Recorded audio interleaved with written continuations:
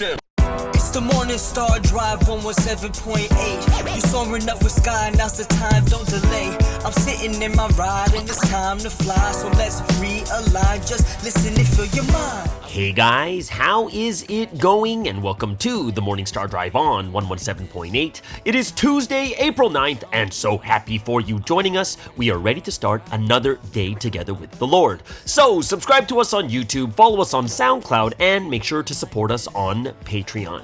So today we have an exciting podcast for you. We have Provi in the media, the practical word study, and of course commentaries, updates, and news on what is happening around the world in this history today. All right, everyone, how are you doing? It is a wonderful Tuesday. Monday's officially in the books. Hope you guys enjoyed that Monday. Don't forget, every Thursday is question and answer, so get those questions ready. Send them to me whenever you can. If you haven't yet, for today's video, leave a like and comment to build our community. Just super happy for everyone joining us every weekday on the Morning Star Drive, so let's get up and support each other each and every day. Now, this week's Sunday message title is "Only when you take action will you receive even blessings God permitted." All right. So, it is Tuesday. It is another week that's just beginning. I hope that you guys enjoyed your Monday. What did I do yesterday? Yesterday is still today because I'm recording this on Monday. What did I do? So couple things. Physically speaking, my body is sore. I'm sore from exercising. I went to exercise on Thursday, and then I played volleyball that night, then exercise on Saturday, volleyball on Sunday, and today I think I'm not going to work out, but I am going to do some push-ups at home. At least do that much so I get my body in shape. Some push-ups and some squats and sit-ups, and I think that will be good enough for now. I think I need about 2 weeks to tune up my body before I get into real exercising. So, man, my legs are dying. It's just, I know it's part of the process, but I hate it. Oh, this pain when I sit down, the pain when I stand up, the pain when I'm walking around, going up or downstairs. Oh, I can feel it in my muscles. And I know that inside my heart, I'm like, you know what? I got to push through this. Because no matter what, I'm going to have to go through this anyways. If I stop now and then I start exercising a little bit later, I'm going to have to go through that again anyway. So I might as well go through it right now while I'm already going through it. But I think one thing I may not have thought of is it's so close to the volleyball tournament. It's like a week and a half away. So I think I should be able to be in normal volleyball. What do you call it?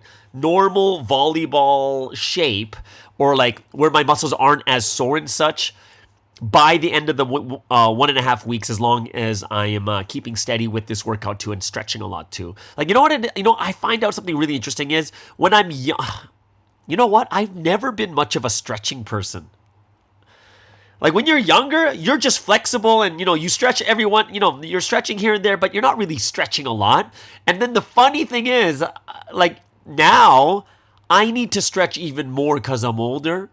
But I realized that now that I'm older, I have that same feeling I don't need to stretch. It's so weird. I got to stretch. I really do. Thank God on Saturday, I had all this extra time, so I started stretching out after my workout and such. But yeah, I really got to stretch out. And I know it's super healthy for you and such.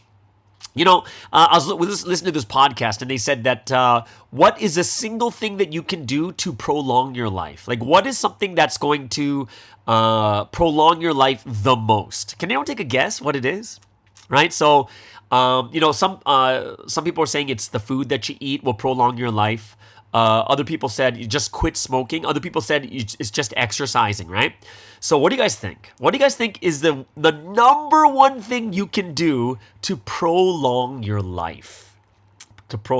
Right? So, I was looking at this that's an interesting thing. And guess what the number one answer is? So I was listening to this psychologist and health experts, and they're saying better than quitting smoking, because they say smoking will cut off 13 years of your life. So basically, if you stop smoking, if you don't smoke, you're going to add 13, well, not add, but you're not going to lose 13 years. Exercising 3 times a week is supposed to be really good for you too, but they said there's something even bigger than all 3 of those. And guess what it is? It's forming close relationships. It's not talking about lovers. It's talking about close relationships with people around you.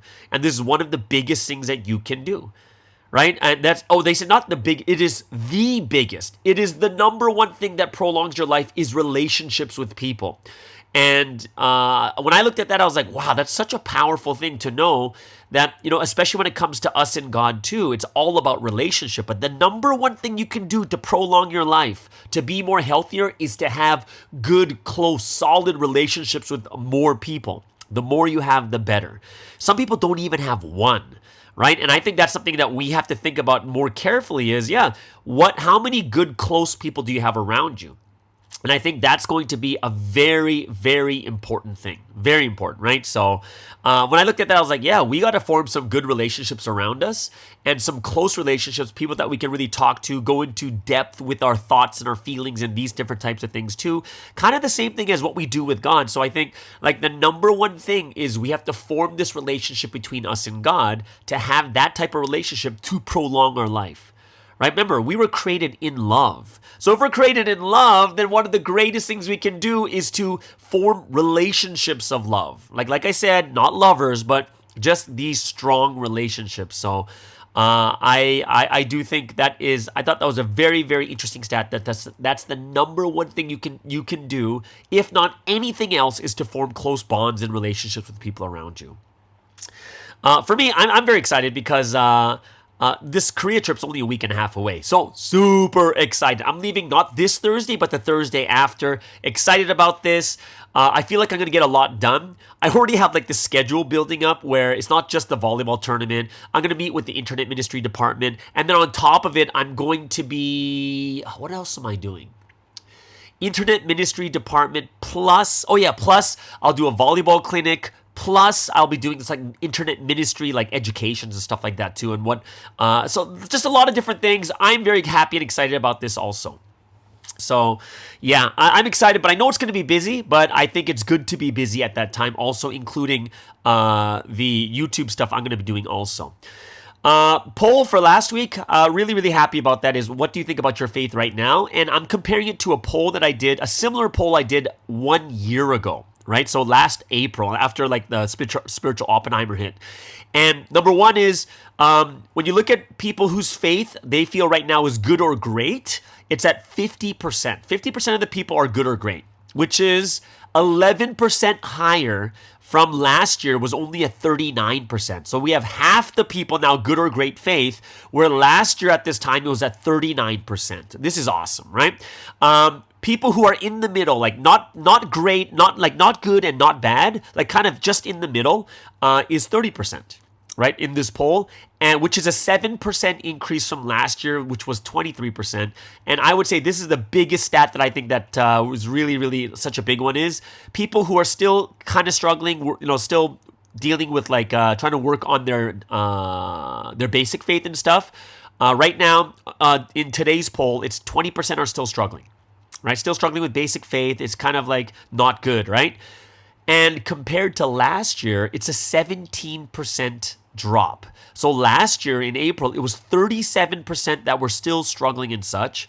And now it's down to 20%. So when we do the big comparison, people doing good or great in faith went up 11%. People who are doing good, like in the middle, went up 7%. And those that were struggling went down 17%. So I think it is a great sign for all of us that we can see that this is, I think this is a great sign for all of us to really look at and say, wow, things are really turning for the better right now at this time, 1 year ago from the month of April.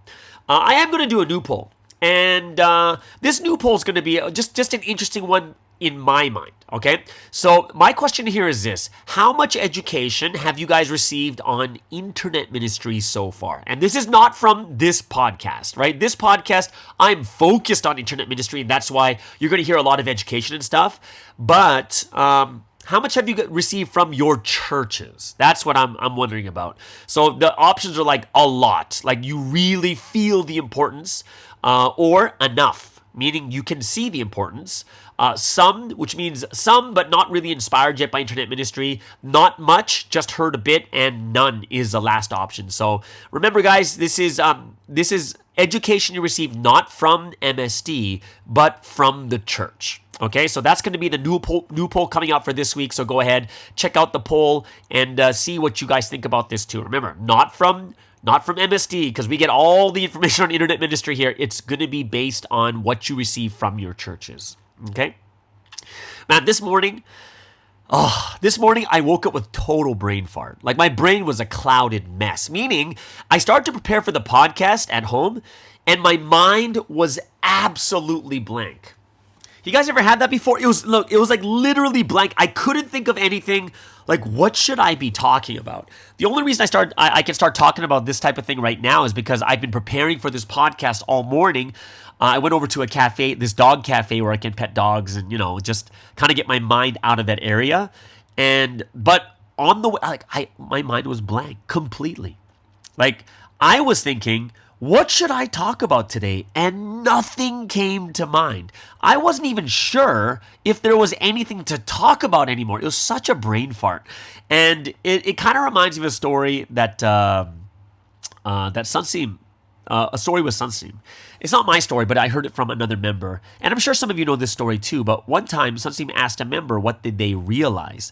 And, of course, as Sunseam asks you, what did you realize? Like, you're really thinking about it. You're really like, what am I, and you'll pray about it. You're like, oh, what did I realize? But this member came back to Sunseam and said, Sunseam, I haven't realized anything. And you know what Sunseam's response was? Sunseam's response was, your realization, like, you realize that you realized nothing. Right? It was kind of funny. It's like, yeah, you realized nothing from it. And I think there's something that shows us that, we don't have to put pressure on ourselves to realize or learn from every single thing or moment, right? It's not like God is talking to you in every single thing, right? Like, every moment, everything. Oh no, why did a rock move? Oh, why is there a snail in front of me? What does that mean? Hey, how come there's a wrinkle in my shirt? Like, there's so many things that we look sometimes like way too detailed or look too much into things, where you either, like, you sit there and you almost get disappointed in yourself because you're like, oh, how come I couldn't realize anything, right? But I think that learning and realizing are things that happen, like, when they happen. Now, I'm not saying that you shouldn't attempt. I'm not saying you should, or don't think deeply about something. It's more of don't force yourself to realize. Like, haven't you got that before? Like, it's so funny sometimes. After sports, you gather, what did you realize from sports? And, some people don't realize anything because they're just playing sports. Some people realize a little bit. Some people realize this or that. But I really think that, after you go watch a movie, after you do this or that, a lot of times people are forcing in these realizations, and it's kind of you realize when you realize. Like, for me, is how do you know you're forcing something too much? Is you're forcing if you start to get upset at yourself for not realizing. You know what I mean? Like, if you pray about it, you think about it deeply, and nothing comes to mind, then nothing comes to mind. You move forward. But I think you're forcing yourself too much if you are, like, disappointed that you haven't realized something at that moment, right? Like, I remember, like, for me too, growing up in Providence, one of the things that really helped me to have that mindset to start realizing more easily and more deep, because, realizing through your life experiences is not a natural thing that our body does, right? It's not natural. And I was very privileged to have my pastor when I first came to Providence. It was Pastor John, right? He's the voice, the one who did all the big translations and stuff. And whenever he taught, like, whether it was teaching educations, teaching lectures, 30 lessons, all these things, man, he would have these amazing realizations from such ordinary things that happen in life. It was really crazy. And I would just be in awe. Like, I'd be like, whoa, that was so deep from something so simple. And he'd be sharing these realizations in the intros to, like, Bible studies, right before, like, while he's preaching the sermon. Sometimes it was so moving, I'd be tearing up. It was that good. But the one thing it really inspired or motivated me to do is to do the same thing, to really find God in the small things in my life.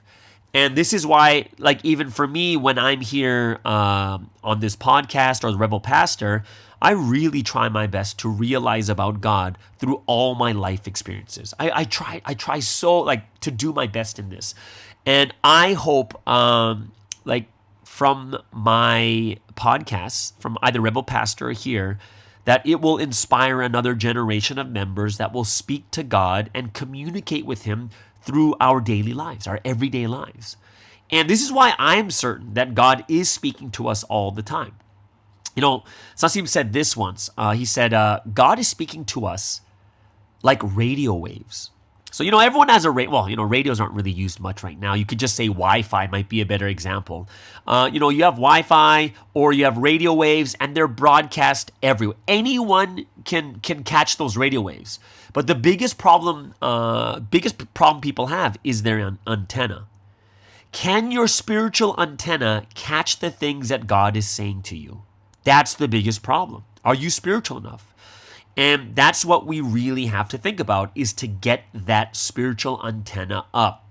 And it's interesting to start with absolutely nothing in mind. Like, think about this.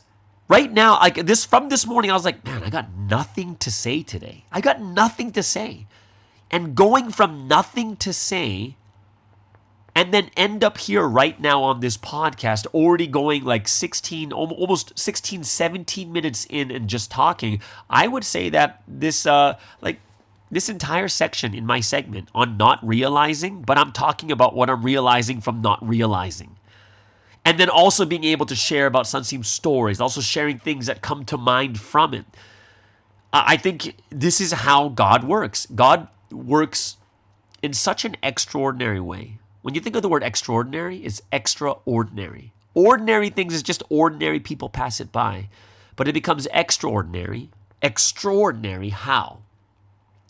That from that nothing, we're able to realize something deeply about ourselves, about the situation, about God.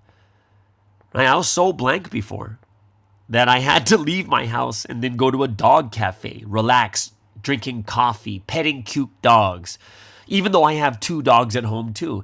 And, I think this is how God works. And this is something that we have to really think about also in our life, is how are we living? How are we really living this life right now? And I think that, we need to be able to build up that skill of realization, build up that skill of catching the radio waves from God, and we have to build that antenna. Right? That antenna, we have it. Everyone has that spiritual antenna. We got to pray. The more we pray, the stronger that antenna is. The more we read the word, the stronger the antenna is. The more that we put the words of God into action, the stronger that antenna is really going to be. Right? So I do think it's something that we have to learn how to become those that are seeing and hearing what God says. Like, for me, I don't realize every moment in life. The realizations might come maybe once a day, maybe once or twice a day, maybe.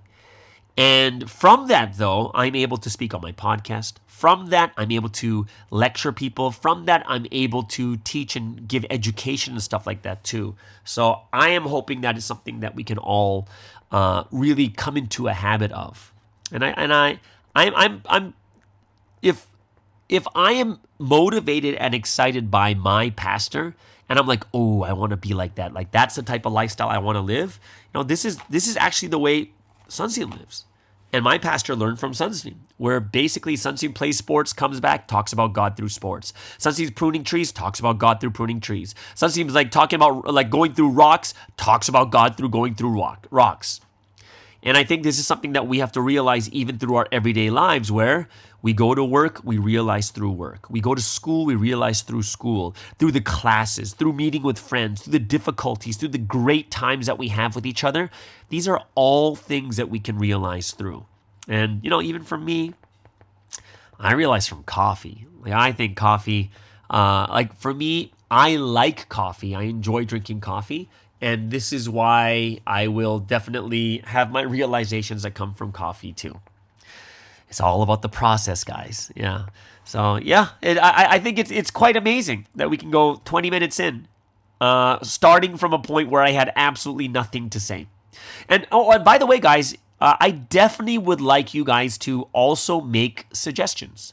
Suggestions in talking about, like, I like to look at your comments, and through your comments, I would love to be able to look at your comments and say, oh, that's a very, very interesting point. I want to talk about this because that's really, really inspiring also, right? And well, I like a lot of these comments that people do bring up. And I'm hoping that as you guys put more and more comments in there, the more and more other people can look at your comments, comment on them, help you guys out with their experiences too, because essentially that's what we want. We want this community we want a thriving community.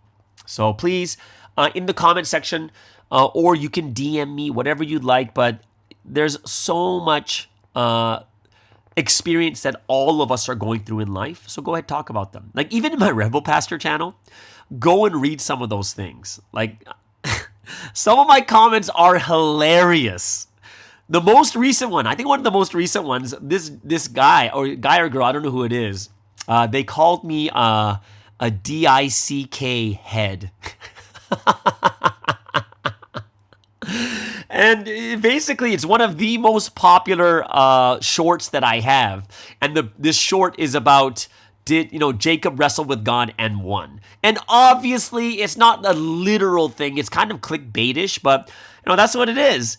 And this short has like 18,000 views on it, which I find quite interesting. But I have so many people, and they're like, hey, you're such an idiot. Yo, you're from Satan. You're like this and you're like that. Like, I have these types of ones, but let me find it, guys. Because for me, this was it kind of like, even though they're making fun of me or they're disparaging me and stuff like that, I actually,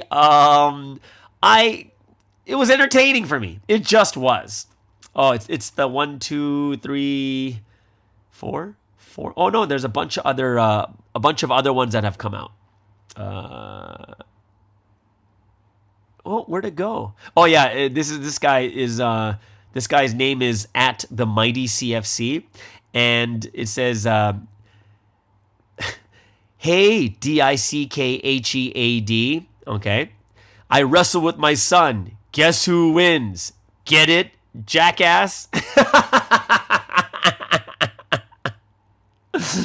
So like I find it hilarious that people get triggered by this. Guys don't find that hilarious that if it's like a short, it's like 30 to 60 seconds, and it's obviously not a literal thing. But on the internet, you're getting these people out there that are straight up like they're mad. They're livid. They're like, oh, you're such a this, you're such a that. I can't believe you. And I find it very entertaining, guys. I do. I don't really, I don't really get offended by them at all because they're just comments. And one thing that really made me feel better about comments is, well, when you look into politics and people make fun of each other, this and that, right? There's this one time, what's that guy's name? The guy who's in charge of Barstool Sports, the guy who does the one bite pizza. What was it? What's his name? Dave Portnoy. Yeah, that's his name, Dave Portnoy. And he's interviewing Trump. And what happens is, Dave Portnoy's father doesn't like Trump. And Dave Portnoy says to Trump, like, hey, you mind if I FaceTime my dad? He's not a very big fan of yours, but he would be livid if he knew I was interviewing you. And Trump's like, sure, go ahead. He goes on FaceTime.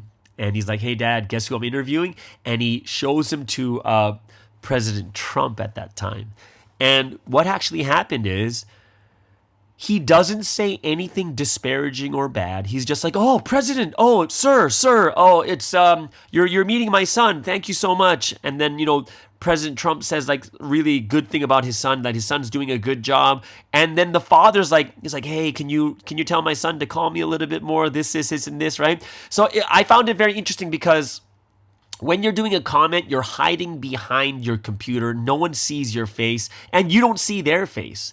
I don't think most of the people, like most people in the world, couldn't say the things that they said in the comment section to that person's face.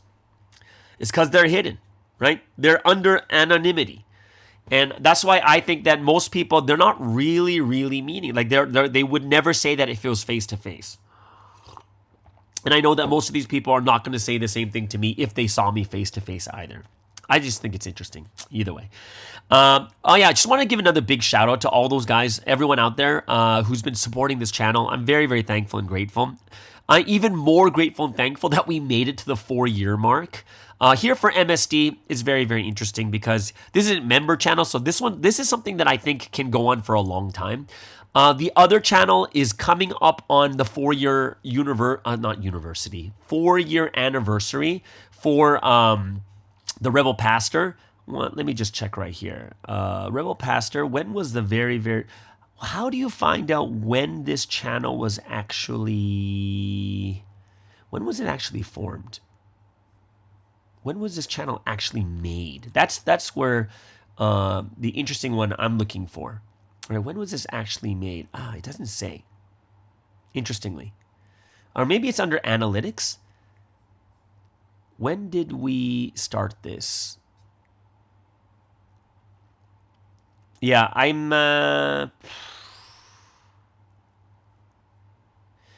can't figure this out right now. I can't find it at the moment, but it's out there somewhere. But I do believe it's either April or May. April or May is when this this channel started, and I think it's very amazing that we've come this far. I really do. And it hasn't grown very quickly in the 4 years. But I do think now that this is a time where Sun seems really praying for this stuff, I think that this is where it's going to grow a lot too. But big shout out to everyone out there, because I just want to let you know that Patreon is not supporting just this MSD channel. It's now really supporting 2 channels, not just one. And I do believe that in the future, this channel is going to be very big. It's going to be some influence in some way. And I think it's going to be it's a merit for all of us who are supporting too for internet ministry, even before just the fact that you guys have been supporting even before internet ministry became such a hot thing in Providence. Very thankful. And if anyone does want to support internet ministry on this platform, go ahead, support through Patreon or buymeacoffee.com. The links are below in the description. And I think that Patreon is a more beneficial platform because it has tons of content on lectures, lecture training, word studies, and stuff like that too. And it's super cheap. The support starts from like $3 US per month. So go ahead, check that out. Once again, super thankful for those of you guys providing financially. I know that's not an easy thing, especially in these times where the economies are not doing well. I'm thankful for those that are supporting by watching and sharing, and very thankful especially for those that have been praying for this channel too. And make sure, like I said yesterday, please pray for me too, so that I can keep a level head. Pray for me that I will really be able to make sure that I can do this channel according to the way that God wants. Like that's what I think is going to be something very important also. Okay, so yeah, that's a lot to talk about. A lot of things in our hearts and our minds too. I can't even believe we're going 28 minutes into this first segment when I had 0 things to talk about. But very grateful and thankful, everyone. Today's second segment is the practical word study. We'll get into that after the first music break of the day.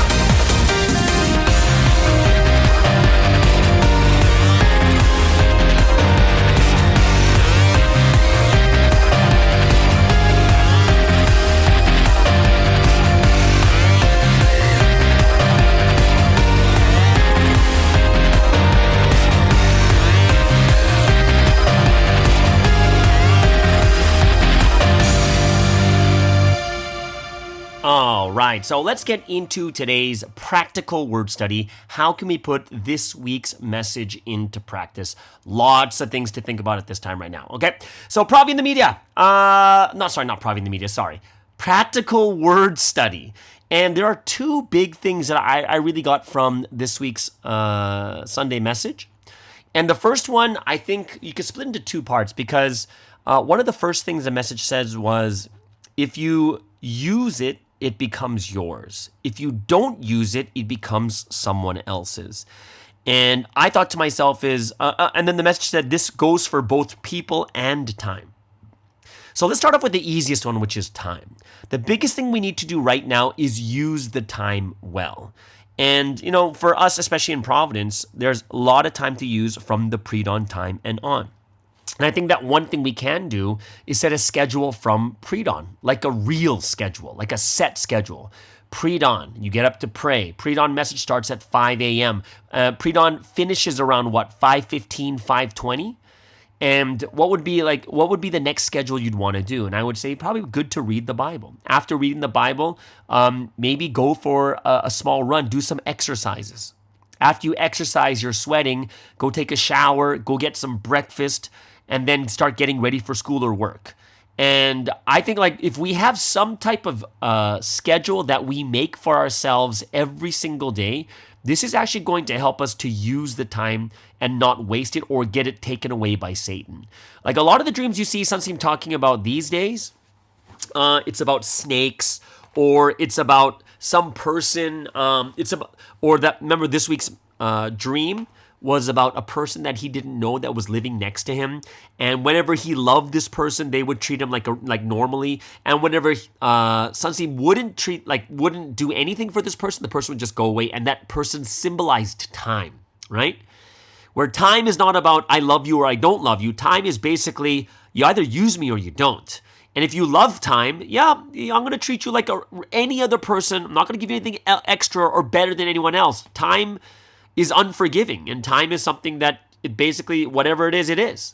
And I think that we have to think about it in that way. Like, hey, all right, since that is the time that we're dealing with, we should be people that use the time really well. And I do think that the preparation for pre-dawn, because we all know this, it starts from the night before. Meaning, are you sleeping early enough? Are you eating too late? Are you drinking coffee too late? One of the things, as being someone who is a coffee drinker, I try my best to drink my coffee, all my coffees before 3 p.m.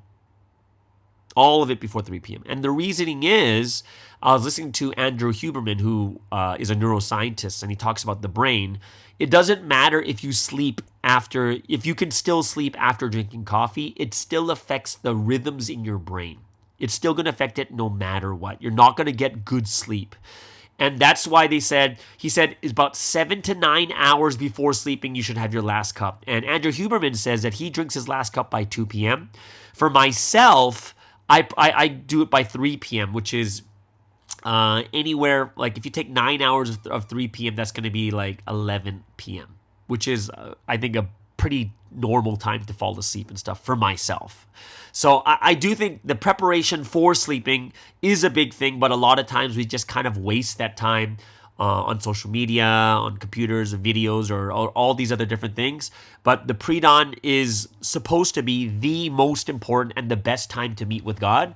And I think that's something that we have to, really have to take into consideration also. Right? So I think the very first thing is using your time, spending your time really well. I would even say reading a book too is something that's very, very beneficial. And I know it's not easy to start reading books, but you've heard it before.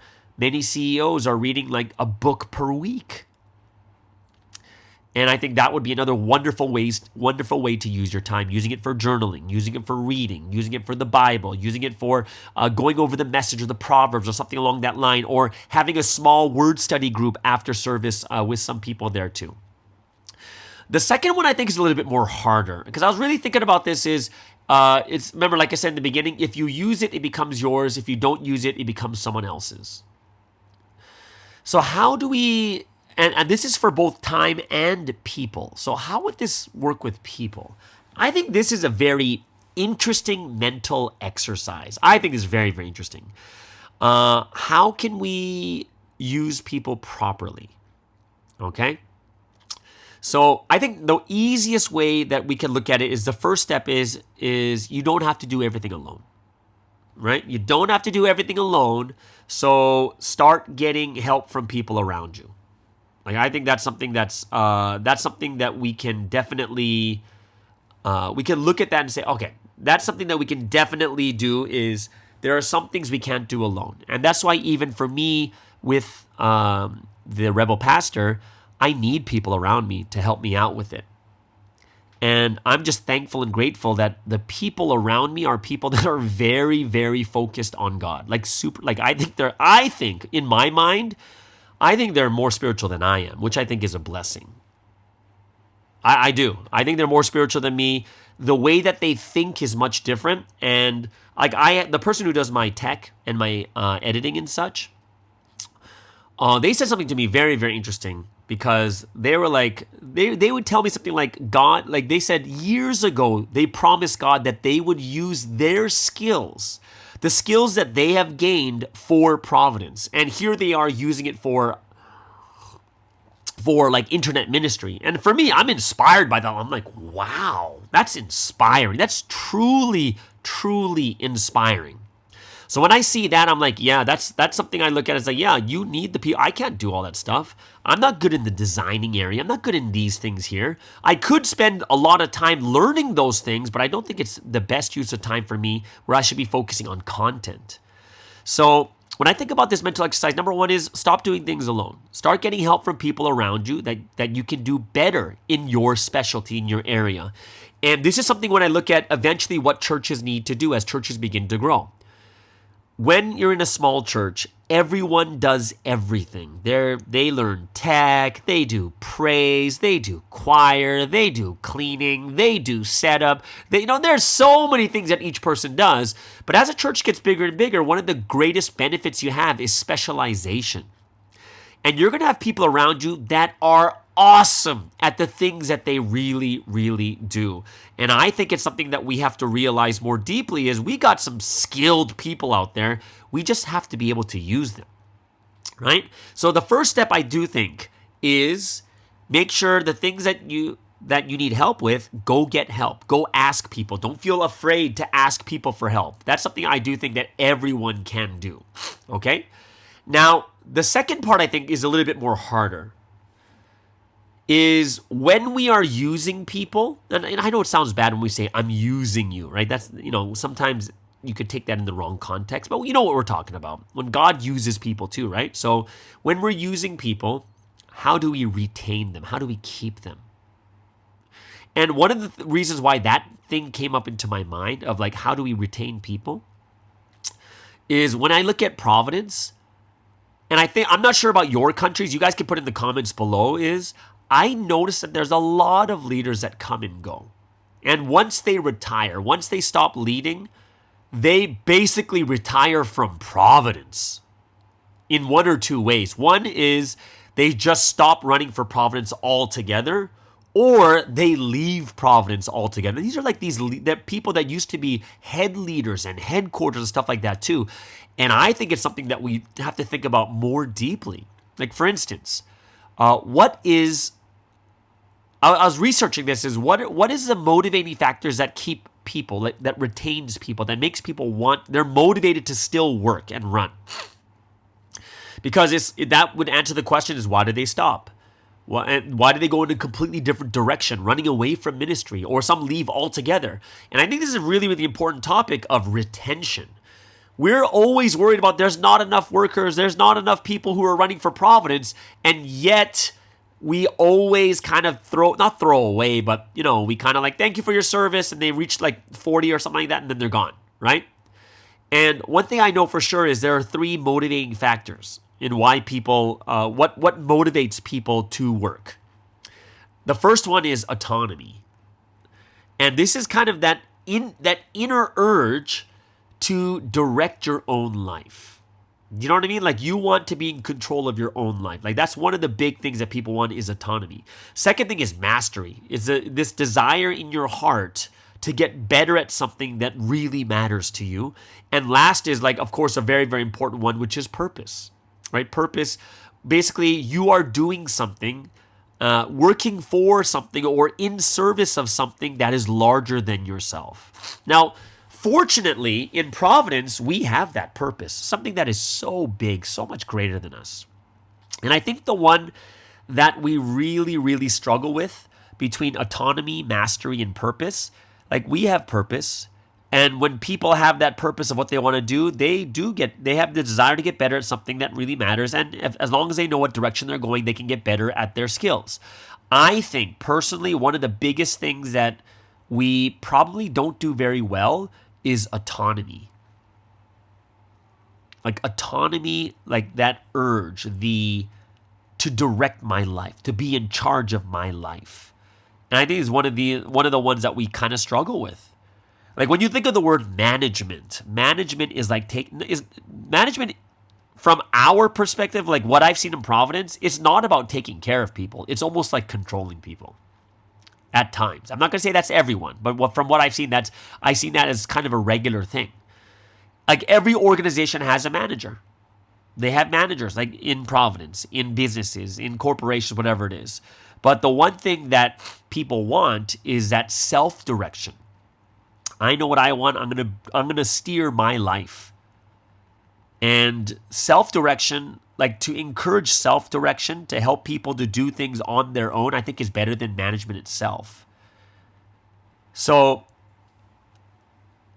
I think one of the things that we might have to deal with is, like, micromanagement, where it's no longer about getting things done the way that I get things done, but it's about, micromanagement is, I want you to get this done, but I want you to do it in my time and the way that I want it to be done. And I think that micromanagement plays a very, very strong role in hurting a lot of, like, how can you say you're a leader, or how can you say you're someone who's been given a mission where you have to ask the leader for every single thing to do? Which means, I say, it's not about us just asking people to take on a mission, but it's allowing them to really work on their own and do their best. Like, I've seen a lot where, like, a department leader has to constantly ask the head leader, which I think is not a very great system and is no longer leadership. The head leader is basically just doing everything through those people, and they have to ask the head leader for every single thing to do. And I think that's not a healthy way of doing it. And this is why a lot of people probably don't want to do those missions. Because if you're just doing exactly what the leader says, not only do you not have any autonomy, you have no mastery, because you're doing exactly what they want. As long as you do it the way that that leader wants you to do it, then that's all that matters. Which means you're not getting any mastery from it. You're just getting mastery to do something the way someone else wants to do it. Like, we have that purpose, but the autonomy and mastery, if the micromanagement sets in, I think that's something where we lose a lot of great people who are running for this history. I think that's something that we really, really have to think about.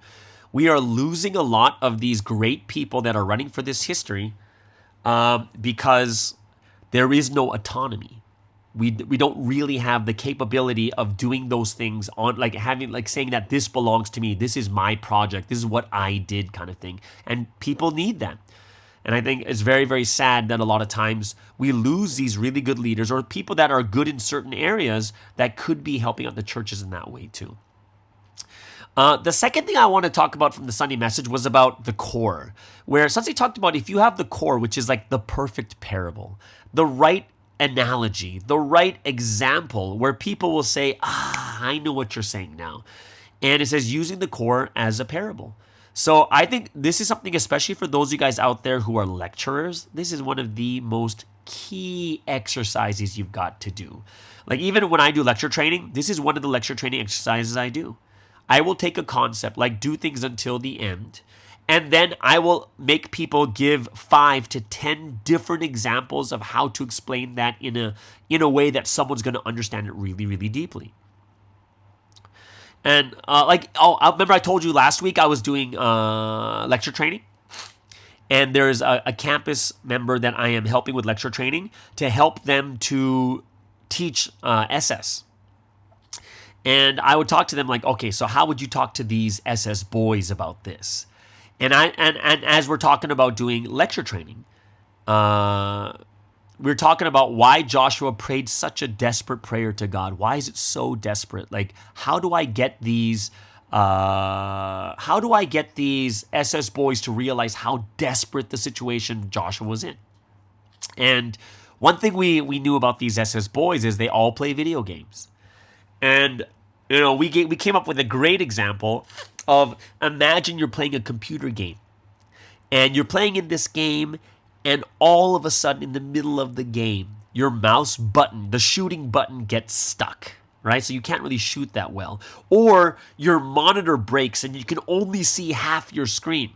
And then the S is going to be like, oh man, that sucks so bad. Oh. And they're going to feel like that's a terrible situation. But then you take it a step further and then you tell them this isn't an ordinary game. In this game, if you lose, you die. Right? And you're like, what? So imagine all this stuff happens during this game. How would you feel? And then they'd be like, oh my gosh, it'd be so crazy. I wouldn't know what to do. I don't know if I want to give up or anything, right? And if at that moment, if you could pray to God for 10 seconds, how would you pray? And it'd be like, oh my gosh, God, please, God, help me out here. I don't want to die. My screen's like this. This is happening. And like, that's the situation that Joshua was going through. It was a 5-1. 5-1, and that's the same as like different things breaking down in your computer game. All the members of your team get shot down. You're the only one left, and there's 5 against you, and you have to find a way. So when you think about this, you're like, whoa, that's so crazy kind of thing, right? And that's something that we really have to think about is, hey, if all these things, like we can come up with these great examples, and with these great examples, people will be able to feel it inside their heart. And for myself, remember, this is just for me. For me, when it comes to lecturing, I need to be able to feel it first. Once I feel it, I can transfer that feeling over to someone else by giving some type of parable or analogy, right? And I'm not sure about other people, but that's just the way I do it. And we have to find the appropriate parable that fits each person. And I would say, personally speaking, whenever you give an analogy, I would go extreme. Like, don't do analogies that are like in the middle, because not everyone feels in the middle. Hey, how would you feel if someone just bumped into you? It's nothing, right? Like, whatever, and you move on, right? But what if it's like, and someone punched you in the face? That's more extreme. You wouldn't be like thinking about the same thing. So when you take it to another level of extreme, you're able to get a larger audience to agree with you. When you go towards the middle, this is where you kind of lose a bunch of people, and you might only get a smaller group, right? It's the extreme examples are the ones that you can really get a lot of people to buy in with you. Right? That's why when you hear my lectures, I talk about rape. I talk about murder. I talk about like being bloodied and have your arm ripped off and your vein is sticking out and just squirting blood out of your neck. Like, I'll talk about like that because it is so extreme that everyone gets it and everyone understands it. Like, even in my generation, I think my generation of guys, for guys, we would probably understand sports analogies and war analogies. Like, those two things are huge for us. However, if there is any type of analogy or parable that fits everyone in any generation, guess what it is? It's the analogy of relationships, any type. Relationship parables are the best. You just got to make it fit at each level. Whether it's parents and children, friends, between lovers. There are so many levels to work on when it comes to parables of relationships. Like, I remember this one time. I was at the Lord's Church and I was teaching Bible study. And there was, for some reason, one of the parents left their 9-year-old daughter sitting in on my Bible study with a bunch of adults. And we were talking about spiritual death, being death of, like being the same as being in a relationship with God. And I looked at her while I'm teaching, and she had no clue. So I looked at her and I said, hey, how old are you? And she's like, I'm 9. And I said to her, you know what spiritual death is? She's like, no, what's spiritual death? I was like, well, and we're talking, remember I talked about relationship with God. So I had to talk to her about, I found out that she had a dog. She loves this dog. And I said, how would you feel if your dog ignored her or stopped giving her attention? And then she was like, oh, I'd be really, really sad. And I asked her, if this dog hated you or whatever it was, how would you feel? And she's like, oh, I would feel so terrible. I feel like I could die. And I said, yes.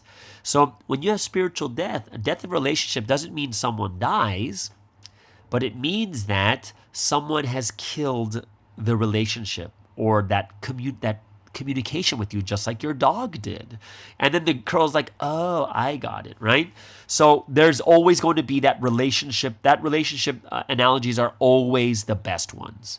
And I would say this is one of the skills lecturers need to work on constantly, to make the perfect parables, to explain complex concepts through those perfect parables, right? So those are the 2 things that I would be working on. And I all throughout my life, I have been working on those things, right? Especially for lecturing, because it's that big and it's that important, right? So that's just a couple, like those are the 2 things that I would go over when it comes to the practical word study, all right? So before we get into Provi and the media, of course, we're not going to go directly into there's actually no news about the trial anyways. We're going to go into the prayer conditions for Provi and the media for both trials. Remember, Sunsee's trial is coming up next week, so I think we should kick up the prayers even more. All right, but before that, let's get into the second break of the day.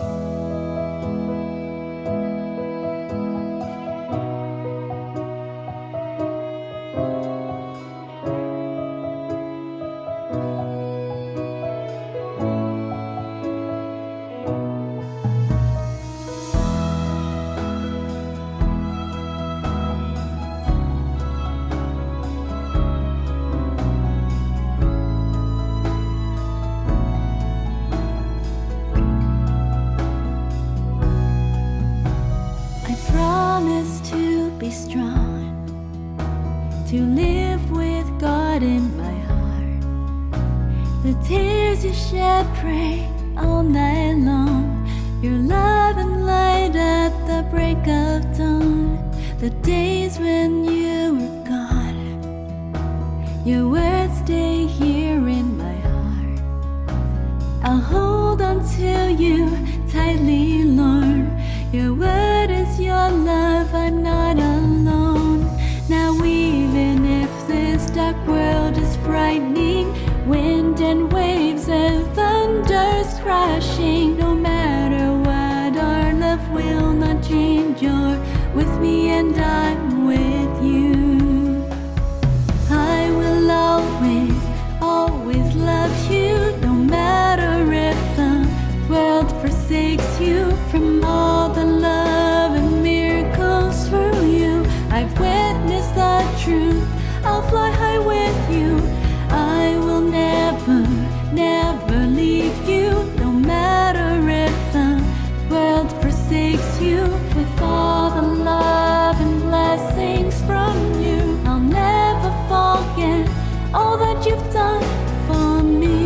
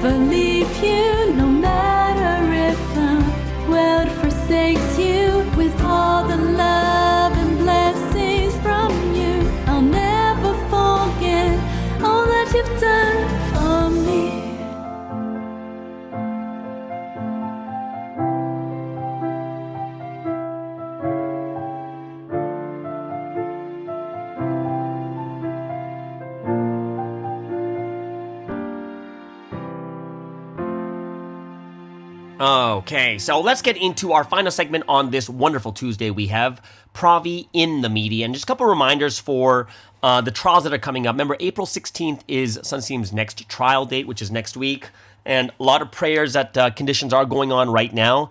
And because we only have about 7 days left to pray for this court date, 5 things we need to pray for. Make sure, number one, pray for the hearing, which means especially the judge, for the hearing to be unbiased, heard in an unbiased way, okay?